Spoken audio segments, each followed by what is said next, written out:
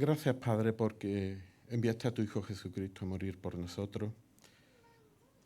Gracias porque a pesar de nuestros errores, de nuestros fallos, de nuestros pecados, tú cuando nos miras lo ves a Él.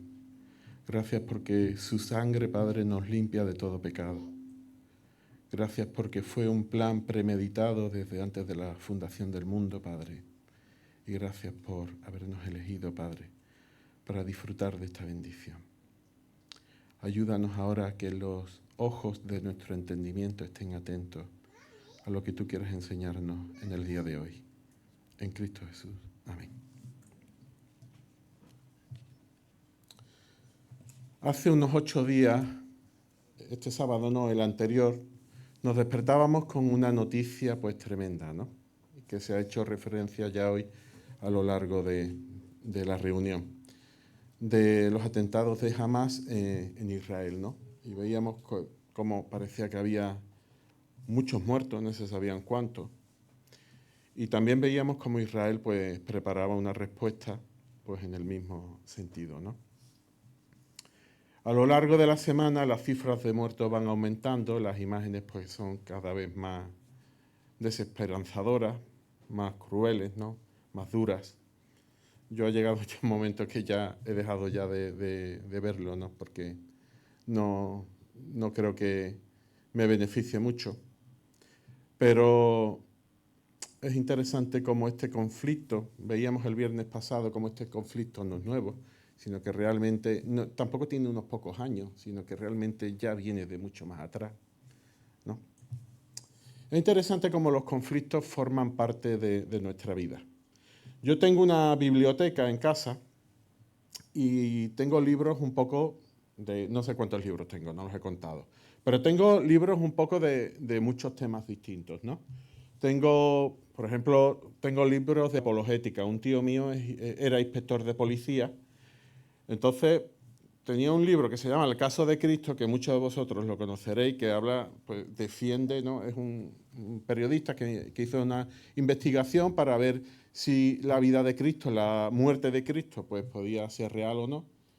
Y bueno, al final llegó a la conclusión que era verdad, ¿no? Y él era ateo. Entonces, a mi tío le dejé ese libro. Él era inspector de policía y no lo conocía. Le encantó, porque era una investigación, ¿no? Le encantó. Tengo libros de teología, tengo algunos libros de teología. Y hay personas que nos gusta la teología, me gusta la teología. Entonces, cuando me encuentro un perfil parecido al mío, a veces le dejo un libro que yo considero bueno de teología, ¿no? Puede ser que le guste más o menos, ¿no? Tengo también libros de cómo ser buenos padres. Cuando empezamos a tener niños, nos empezamos a comprar libros de esos. Y de esos, pues tengo unos cuantos, ¿no? Entonces, ya lo de los niños pequeños yo ya no me los leo. Ya voy por lo de la adolescencia, ¿no? Aquellos que son padres, que están teniendo niños pequeños, pues si alguna vez me preguntaran, oye, ¿qué libro me recomendaría? Bueno, pues yo tengo allí unos cuantos libros que unos están mejor que otros, pero que puedo recomendar. Ahora, si alguien me preguntara, bueno, ¿qué libro recomendarías a todo el mundo en general? Pues evidentemente yo recomendaría la palabra de Dios. La Biblia sería mi prioridad, ¿no? Ahora, si me dijeran, bueno, quita la Biblia, ¿qué otro libro recomendarías a todo el mundo? Bueno, pues yo recomendaría este libro. Y este libro no es nuevo, ¿eh? Y estoy seguro que muchos de vosotros lo conocéis y lo habéis leído. Se llama El Pacificador. En inglés creo que es The Pacemaker. Pacemaker. Este libro es un buen libro. Su autor se llama Ken Sandel. Y hoy la predicación va a estar relacionada con este libro. Lo que voy a decir hoy, pues está escrito en este libro, ¿no? En general, en gran medida. Quizá he añadido algo, pero en gran medida está ahí, ¿no? ¿Por qué? Porque el conflicto es algo que nos afecta a todos. Vemos cómo está afectando a países, vemos cómo Israel y la Franja de Gaza están en conflicto. Vemos también cómo Ucrania está en conflicto con Rusia y hay un montón de países apoyando a un bando y al otro. Y podríamos preguntarnos, bueno, ¿esto es algo que afecta solamente en gran medida a los países o afecta... Bueno, cuando nos vamos a la política nacional, no te digo nada. Ahí no te digo nada. Eso ya sí es que aburre, por lo menos a mí me aburre. De eso ni voy a hablar. Pero cuando nos vamos a nuestro ámbito personal, la cuestión sería, ¿y nosotros tenemos conflictos? Es decir, cuando eres un niño y estás en el cole, ¿tienes conflictos con tus compañeros? Pues muchas veces sí. Cuando eres adolescente, ¿tienes conflictos? Sí. Cuando eres adulto, cuando eres joven, ¿tienes conflictos? Sí. Cuando te casas, ¿tienes conflictos? Sí. ¿En la iglesia hay conflictos? Sí. ¿En el trabajo hay conflictos? Sí. Decidme un sitio, un ámbito, un lugar donde no haya conflicto. Yo no lo conozco. A lo mejor vosotros lo sabéis, pero yo no lo conozco. Entonces hoy voy a hablar del conflicto. Ahora, con el conflicto a mí me recuerda un poco a los primeros auxilios. Como sabéis, yo soy enfermero.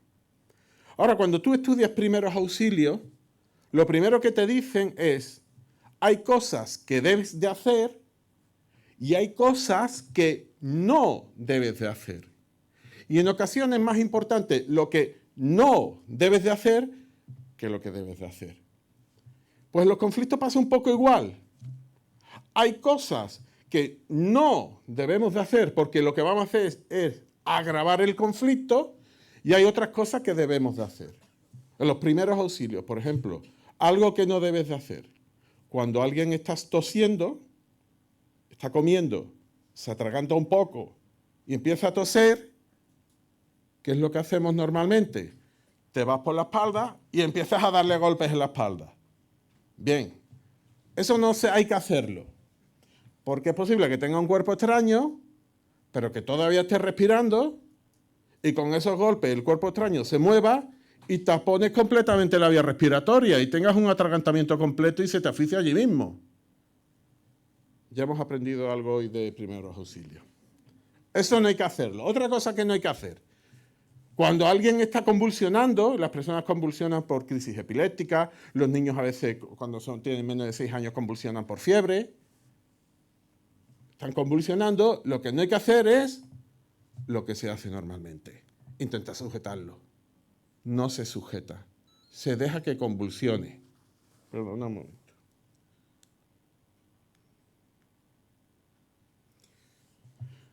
Se deja que convulsione. Y se hacen otras medidas, pero no se le sujeta. ¿Por qué? Porque va a seguir convulsionando y tú lo único que puedes hacer es un daño muscular sujetándolo. Entonces hoy nos vamos a centrar en lo que no debemos de hacer en un conflicto. 6 medidas que no debemos de hacer. Y dentro de un par de domingos, para que no me digáis que soy muy negativo, pues vamos a ver 6 medidas que sí deberíamos de hacer. ¿No? Muy bien, pues empezamos hoy con las 6 medidas que no hay que hacer. Ahora, primero me gustaría que leyéramos ese versículo. Si es posible, en cuanto de vosotros dependa, estad en paz con todos los hombres. Pablo en Romanos a mí me encanta cómo escribe, porque hace alguna afirmación y se adelanta a las pegas que le pueden poner por eso que ha dicho, ¿no? Entonces, él podría haber dicho, estad en paz con todos los hombres. Y seguro que habría alguien que le diría, bueno, pero es que a veces me atacan, es que a veces me dicen, es que yo soy inocente pero me atacan y tal. Y él se adelanta y dice, es lo que dependa de vosotros. Es decir, va a haber ámbitos en nuestra vida en los que el conflicto va a ser irremediable. Pero en la faceta que dependa de nosotros, es decir, eso implica que nos tenemos que mirar a nosotros mismos, tenemos que hacer un autoanálisis, una autoevaluación, y en lo que dependa de nosotros deberemos de intentar buscar la paz, ¿no? Muy bien. A veces cuando tenemos un problema, yo me he dado cuenta que puede ser muy útil poner todas las opciones que tenemos para responder a ese problema, porque en ocasiones solamente nos mentalizamos en una y no vemos el abanico de posibilidades que tenemos. No sé, si quieres, por ejemplo, estudiar una carrera universitaria, pues a lo mejor se te ocurren 2 carreras universitarias. Sería interesante que te metieras en la página web, por ejemplo, del Distrito Único Andaluz, de las universidades de la Junta de Andalucía y vea todas las posibilidades que tiene, ¿no? Pues con el conflicto vamos a hacer eso, ¿no? Entonces vamos a ver qué abanico de posibilidades tenemos para responder a un conflicto. Muy bien. Ahí tenemos 12 opciones y hoy vamos a ver 6.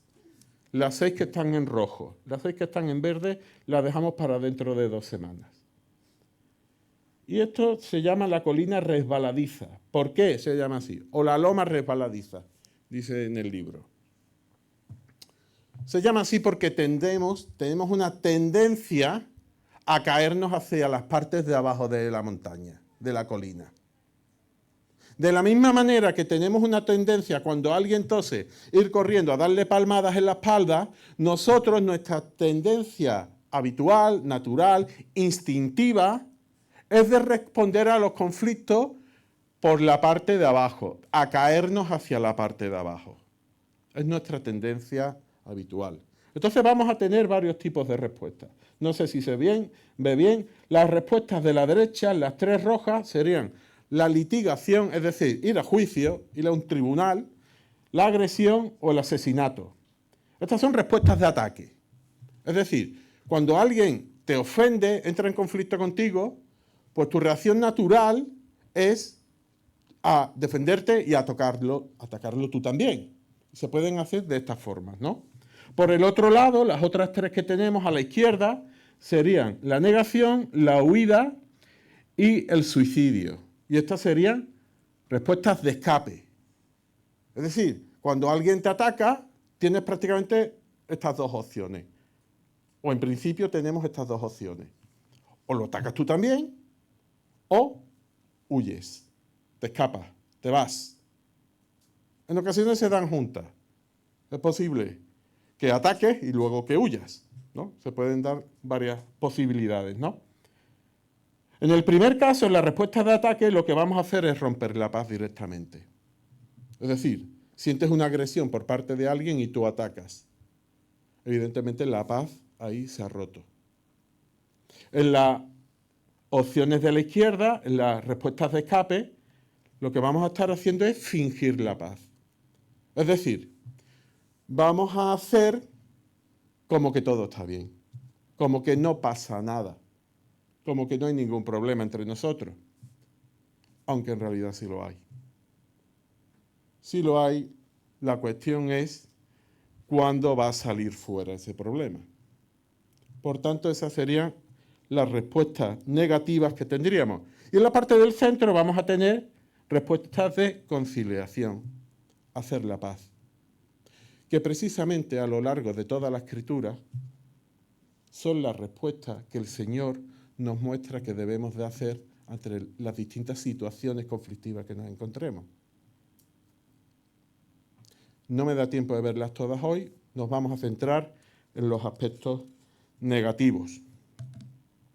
Por tanto, vamos a empezar ahora con las respuestas de escape. Muy bien. Si alguien quiere las transparencias, luego me las pide, se las envío por correo electrónico. Y como hemos visto, van a ser la negación, la huida y el suicidio, y lo que vamos a hacer es fingir la paz. Empezamos, por tanto, con la negación.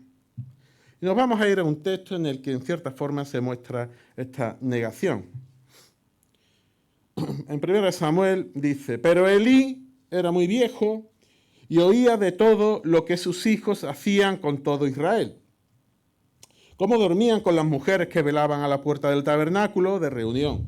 Y les dijo, ¿por qué hacéis cosas semejantes? Vemos que los hijos de Elí pues están haciendo cosas, eran sacerdotes y estaban haciendo cosas que no debían de hacerlas. Y el padre pues le dice, bueno, ¿y por qué hacéis esto? ¿No? Le llama un poco la atención. Ahora llega un momento que Dios habla a Elí y le dice, y vino un varón de Dios a Elí y le dijo, has honrado a tus hijos más que a mí, engordándolos de lo principal de todas las ofrendas de mi pueblo Israel. ¿Qué sería la negación? Pues la negación simplemente sería no asumir que tienes un problema. Pero no es solo no asumir que tienes un problema, sino minimizar o decir que el problema no es tan importante como le estaba pasando a Elí. Elí sí reconocía que los hijos eran un problema.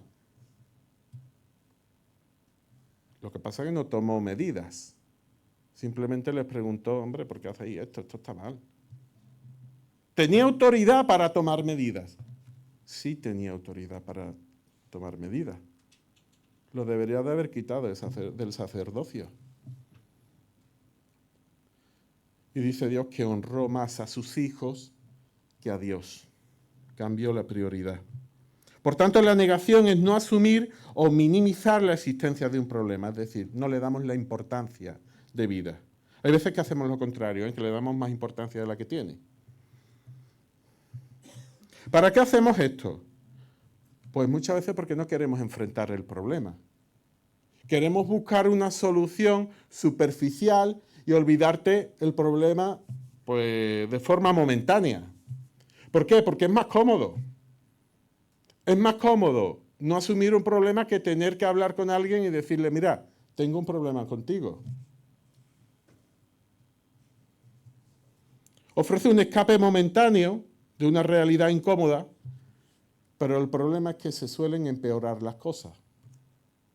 Es decir, es una solución momentánea que no va a la raíz del problema. Por tanto, al final se te complican las cosas como le pasó a Elí. ¿No? En ocasiones nos pasa con nuestros propios hijos. Cuando estás en el supermercado y el niño pues empieza a pedirte algo y tú para no escuchar al niño le compras lo que te está pidiendo de forma creando una especie de chantaje, ¿no? Que decirle que no y escuchar el berrinche. Es más fácil hacer eso, ¿no? Pero ¿qué va a pasar la siguiente vez que vayas al supermercado? Porque te lo va a hacer otra vez. No estás actuando sobre la raíz del problema. Esa sería la primera opción, la negación. Nos vamos a la huida.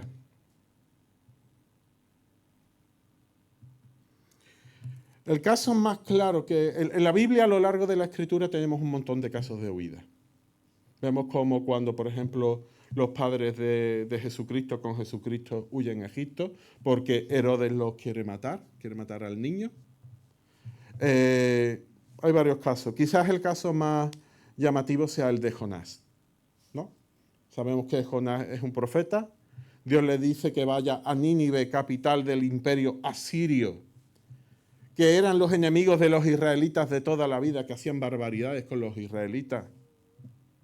Y dice Jonás, no, yo no voy. Y se va a Jope y coge un barco hacia Tarsis, que dicen que era España. Quiere venirse para acá. Todos conocemos la historia, ¿no? Al final lo tiran por la borda, un pez se lo come, al final lo vomita en una playa y al final va a Nínive. Y uno se pregunta, bueno, ¿y no hubiera sido mejor en vez de huir del problema, enfrentar el problema? Y haber ido directamente a Nínive, se hubiera ahorrado un montón de dificultades, ¿no? Porque al final va a Nínive. Predica la palabra de Dios en Nínive y al final los ninivitas se convierten. Ahora, para sorpresa de todos, Jonás se enfada. No sé, cualquier misionero estaría loco de contento, ¿no? Pero Jonás no, Jonás se enfada. ¿Por qué? Porque la raíz del problema no era que los ninivitas se convirtieran, era que él deseaba el mal de los ninivitas. Él quería que Dios los matara. Ese era el verdadero problema. Y no puede atajarlo hasta el final del libro. Hasta el final del libro no vemos cuál es el verdadero problema. Con la huida nos pasa eso. Es una solución mucho más cómoda. Pero al final, al igual que la negación, lo que estamos es actuando sobre síntomas del problema, pero no estamos actuando sobre la base del problema. Al final lo que estamos haciendo es posponer esa solución. La huida significa dejar el domicilio, terminar una relación, renunciar a un trabajo, cambiar de iglesia, pedir un divorcio. ¿Para qué? Para evitar responsabilidad, evitar miedos, evitar dolor, evitar enfrentar el pasado. Es una solución superficial, como ya hemos hablado. Y al final, pues las cosas se suelen complicar más. Ahora, cuidado, a veces la huida es necesaria. Por ejemplo, hemos puesto el caso de los padres de Jesús. A veces hay que huir. ¿Por qué? Porque no te queda más remedio, porque es que si no te van a matar. A veces es necesario huir para replantearte qué vas a hacer. A mí me pasa en el trabajo. A lo mejor estoy haciendo cualquier cosa, me llega alguien con un problema y yo en ese momento no sé qué solución buscar para ese problema. Y necesito decirle, mira, déjame que lo piense, déjame un tiempo que lo piense, voy a estudiarlo en profundidad y cuando lo estudie pues ya vemos lo que hacemos. Y esa pequeña huida pues te da tiempo a replantearte las distintas opciones y buscar soluciones. Pues en esos casos sí esta sería una solución, ¿no? Pero cuando es una huida para evitar la responsabilidad, evitar miedos, evitar el pasado, no vas a buscar esa solución huyendo. No vas a enfrentar ese problema huyendo. Al final, como Jonás, tendrás que ir a predicar a Nínive y a enfrentarte a Dios. Y decirle, mira, a mí, Señor, me pasa esto y esto y esto. Yo odio a los ninivitas. Yo quiero que tú los destruyas.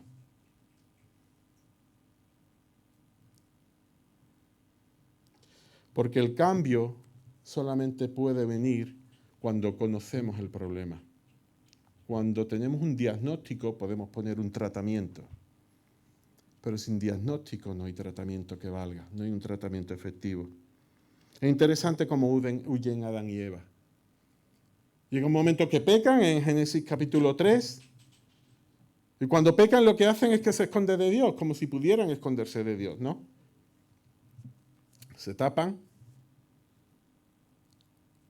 y Dios los busca y le pregunta, ¿dónde estáis? Como si Dios no supiera dónde estaban. Pero lo interesante es que cuando Dios los encuentra, ya profetiza una solución en Génesis 3:15. Y le habla de una simiente de la mujer que herirá a la serpiente en la cabeza. Hasta que no enfrentamos el problema, no podemos encontrar la solución. Hasta que no encontramos la raíz del problema, no vamos a encontrar la solución. Y huyendo no podemos encontrarla. Sería la segunda forma de evitar el conflicto, de fingir el conflicto. La tercera forma sería el suicidio. Ahora, esto ya es una forma extrema, ¿no? La mayoría de los que estamos aquí, de alguna forma u otra, habremos negado alguna solución y posiblemente habremos huido también de alguna circunstancia. El suicidio es evidente que no hemos caído porque si no, no estaríamos aquí. Ahora, el suicidio es la causa principal de muerte en España de jóvenes entre 15 y 29 años. Es un problema que me da la impresión que en nuestra sociedad está bastante escondido. Oímos de muchas causas de muerte en la televisión, pero de esto oímos bastante poco. Es interesante que en 2021 se produjeron 4.000 personas que se murieron por suicidio en España. Y España no es de los peores países de suicidio.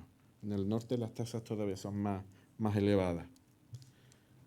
Y fijaos, un 75% de los suicidios en España son de hombres. ¿Por qué? Yo no lo sé. De cada 4 personas que se suicidan, 3 son hombres. No lo sé por qué, pero sería interesante investigarlo. ¿Y por qué se produce el suicidio? Pues simplemente por una pérdida de toda esperanza.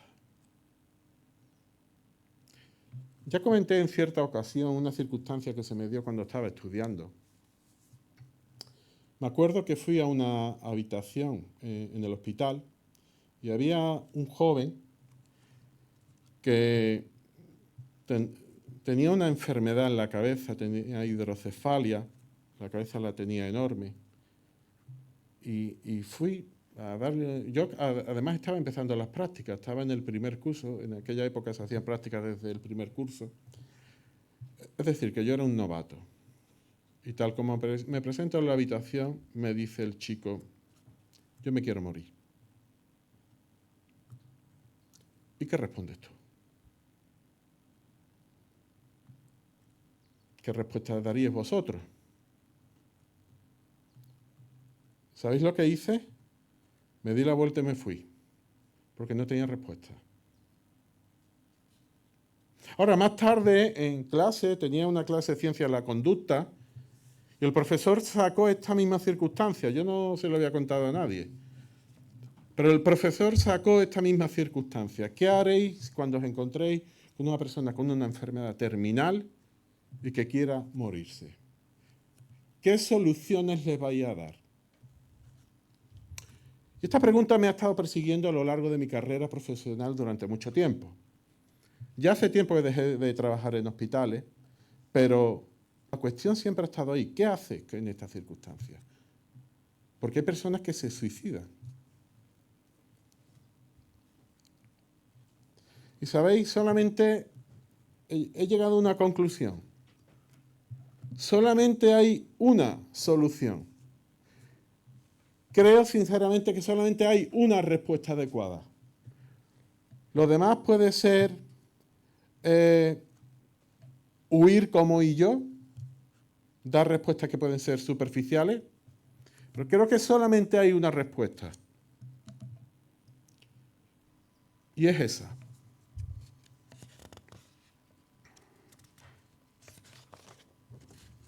Hebreos capítulo 6. Queriendo Dios mostrar más abundantemente a los herederos de la promesa la inmutabilidad de su consejo, interpuso juramento para que por dos cosas inmutables, es decir, lo que está diciendo aquí el autor de Hebreos es que hay dos cosas que hay que tener en cuenta. Una es la promesa, y las promesas de Dios tienen la característica que se cumplen todas, no hay una que no se cumple, por eso es Dios, porque Él tiene capacidad para cumplir sus promesas siempre. Y la otra cosa en la que Dios no cambia es su juramento. Es decir, Dios es inmutable, Dios no cambia. Lo que ha dicho desde el principio lo va a mantener hasta el final. Los demás podemos cambiar de opinión, pero Él es fiel a su palabra y Él no cambia. Y por esas dos cosas, continúa el texto diciendo, y dice, en las cuales es imposible que Dios mienta, tengamos un fortísimo consuelo. Y ahí va la respuesta a este chico con la hidrocefalia. Los que hemos acudido para hacernos de una esperanza puesta delante de nosotros, la cual tenemos como segura y firme ancla del alma. Un ancla, como sabéis vosotros, que sois aquí gente de la costa, es algo que echan los barcos para que se ancle en el fondo y mantenga al barco en su sitio, no se mueva a pesar de las distintas corrientes que puedan venir. Y el autor de Hebreos lo que nos está diciendo aquí es que nosotros tenemos un ancla que nos puede mantener firmes ante las distintas corrientes, los distintos problemas que nos van a venir en nuestra vida. Y ese ancla es la esperanza que tenemos en un Dios que es fiel a sus promesas y fiel a su juramento, que no miente y que no cambia. Esa es la única respuesta que hay a estas situaciones. No hay otra. Es una esperanza que va más allá de nuestros problemas. Es una esperanza que nos ayuda con los conflictos que podemos tener con otras personas, pero nos ayuda cuando tengamos que enfrentarnos ante la dificultad más grande que vamos a tener en nuestra vida, que es el momento de la muerte. Esa es nuestra esperanza. Esa es la única respuesta que puedes darle a una persona que está a punto de morir.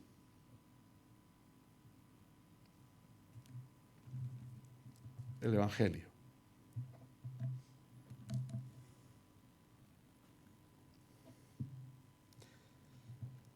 Muy bien, pues hemos visto las 3 respuestas de escape. Vamos a ver ahora las 3 respuestas de ataque. Hemos visto que era la litigación, ir a un litigio, ir a juicio. Hemos visto que era la agresión, hemos visto que era el asesinato. Muy bien, pues empezamos por la primera. Ahora, el litigio, ir a juicio, tiene ventajas en ocasiones. Tiene ciertas ventajas. Y ahí las pongo, ¿no? Hay veces que 2 personas no quieren solucionar el conflicto, uno de los dos, o los dos, ¿no? Cuando vas a juicio, allí van los dos. Allí van los dos. Y si no, ya se encarga el juez de que vaya. Pero allí van los dos. Estás obligado. Y además, es obligatorio cumplir las decisiones. Y ya se encarga la justicia de que las cumpla. Tiene los medios adecuados para que las cumpla. Las decisiones son más predecibles.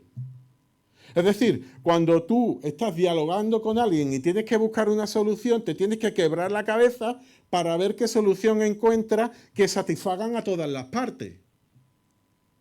Pero cuando tú vas a juicio, pues prácticamente sabes las soluciones que hay.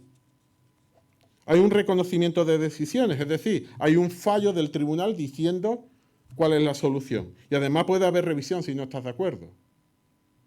Posiblemente tengas que pagar. Pero puede haber revisiones, ¿no? Esas serían las ventajas. Ahora también hay desventajas. Alto costo. Económico, por supuesto. Posiblemente aunque ganes te cueste el dinero. Posiblemente. Pero no solo económico, en tiempo.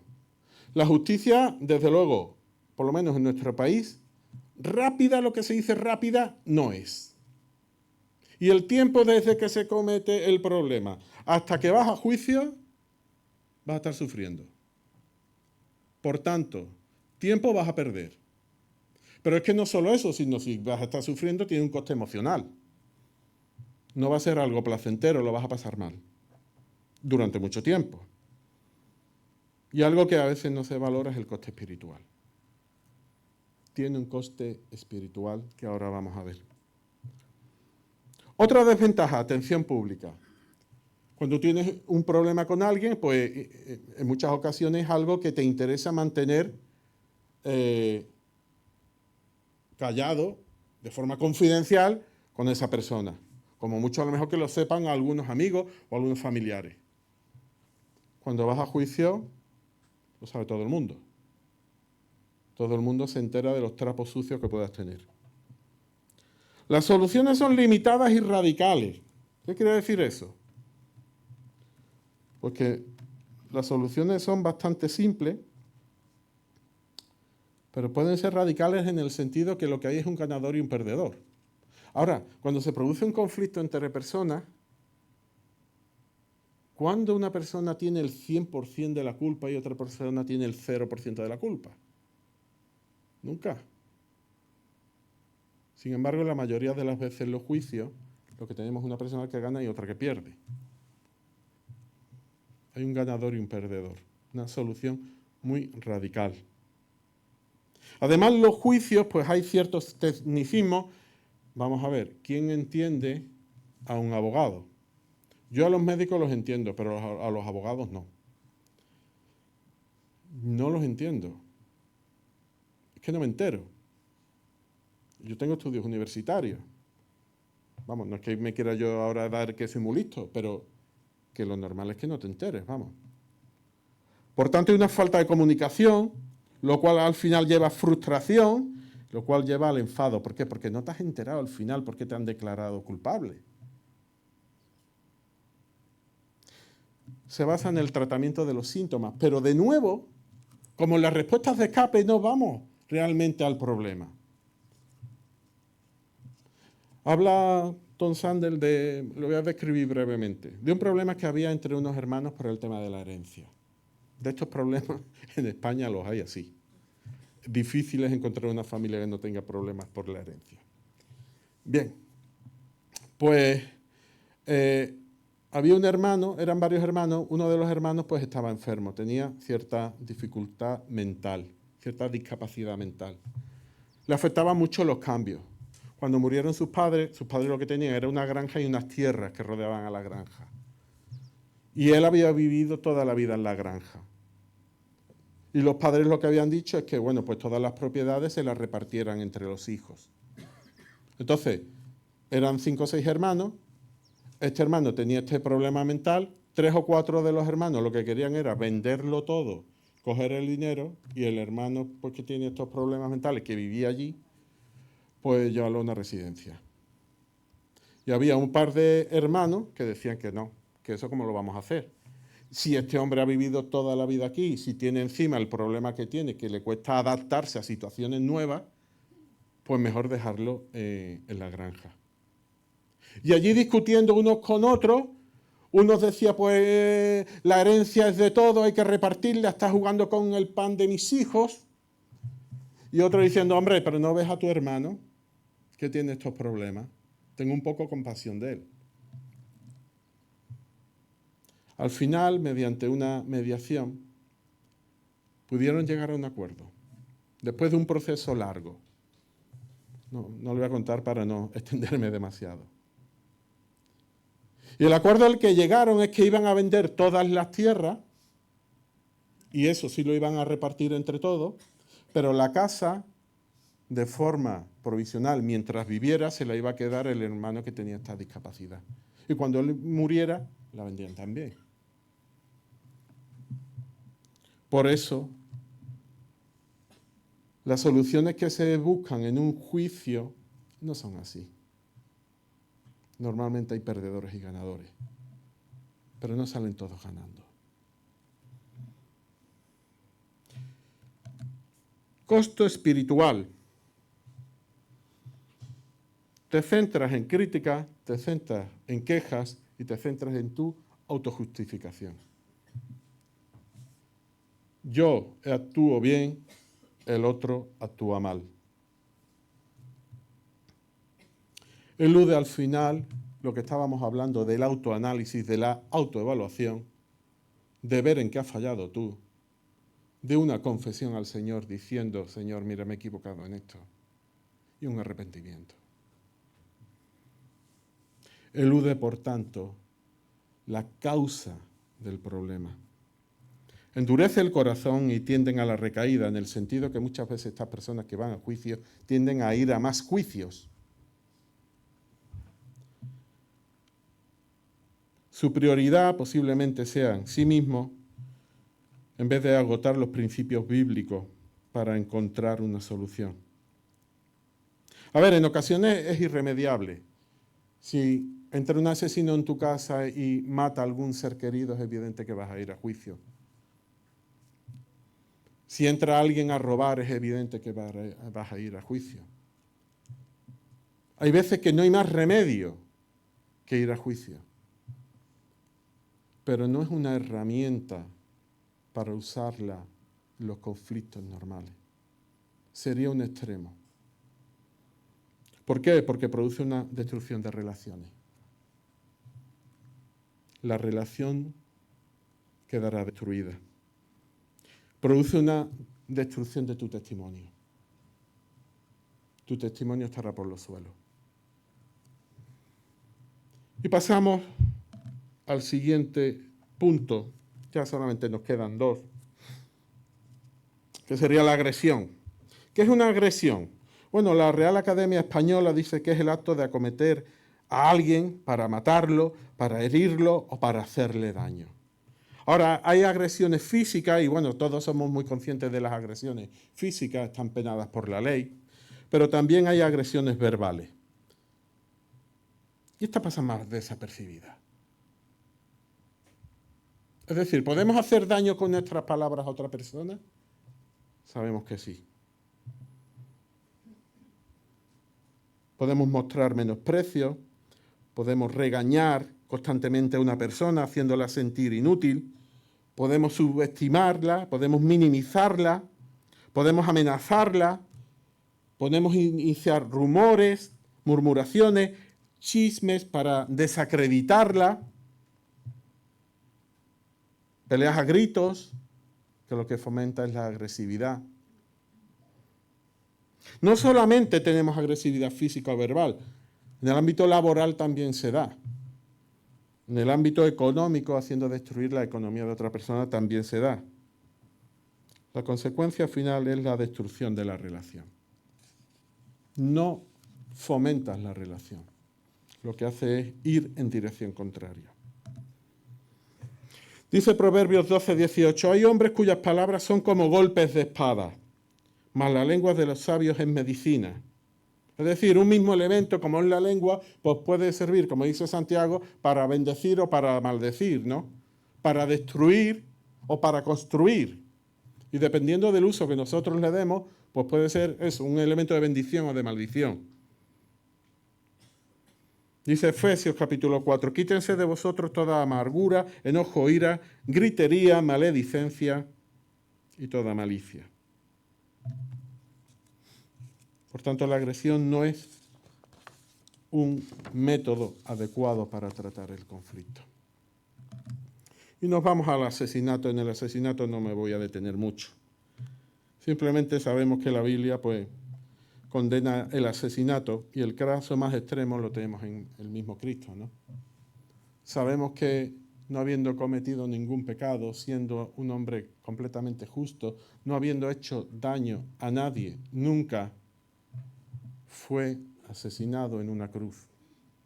Pero también sabemos que no fue un hecho casual, sino que fue bajo el predeterminado plan de Dios y previo conocimiento, según Hechos. ¿Y qué consecuencias tiene esa muerte?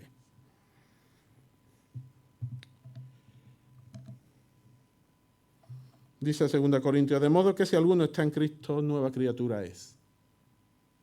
Todo esto no lo sabemos casi todos de los que de aquí de memoria. Las cosas viejas pasaron y aquí todas son hechas nuevas.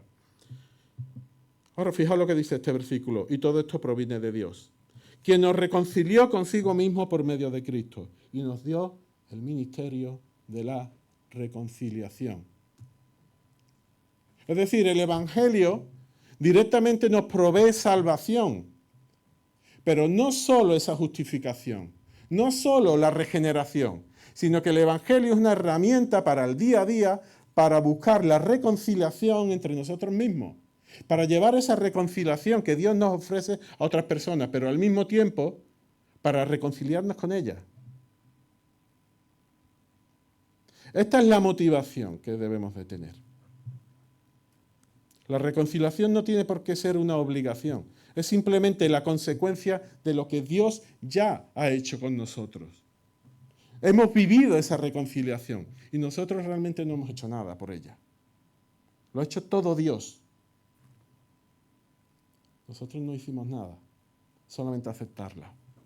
Y de la misma manera que la aceptamos, lo que se nos pide ahora es que también fomentemos esa reconciliación.